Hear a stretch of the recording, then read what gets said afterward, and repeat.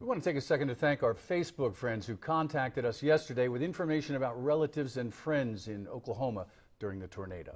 WLEX 18 News at 6 is next. Count on WLEX 18 News.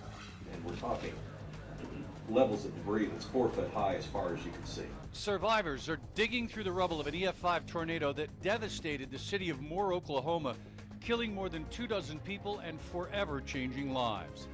Big story team coverage of the tragedy in Oklahoma. Plus, a toddler is fighting for his life after he was pulled from a Powell County pool. And a 6-week hiking adventure has turned into a search and rescue mission for a man missing in the Red River Gorge. WLEX 18 News at 6 starts now.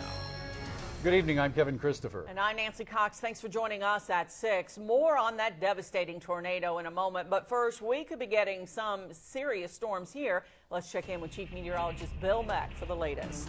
Damaging wind gusts remain the primary severe weather threat as we are tracking a squall line moving across mostly southeastern Kentucky at this point, although some of our northeastern counties getting in on the warnings as well.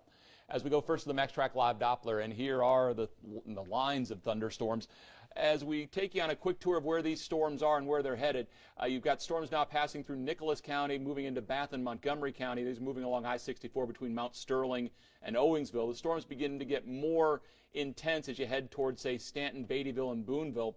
These storms are moving to the northeast at around 30 miles an hour. We can track some of these for you, give you an idea of who's in the path of these. The storm coming through Breathitt County, that's headed toward Jackson. It'll be arriving there in around 26 minutes or so. Again, that's the leading edge of the storms that are headed toward Jackson at this point. As we move even further south along the line, you are looking at strong wind gusts of the storm that's passing through Manchester. In fact, the storm that is close to the Clay-Leslie County line moving into Perry County, that one actually is going to pass just through the western part of Perry County, but that storm is capable of hail up to around 1 inch in diameter, and so that is one of the storms that we are tracking for you. Here are the warnings, and there are a whole bunch of them. So we go from Fleming, Rowan, and Bath County until 6:30. Montgomery and Menifee County, that is in fact until 6:30 as well. Powell County until 6:30. There you see the Menifee until 6:30, Morgan until 6:30. As we move to the south, Wolfe County now until 6:30, Lee County 6:30, Breathitt 6:30, Owsley 6:30.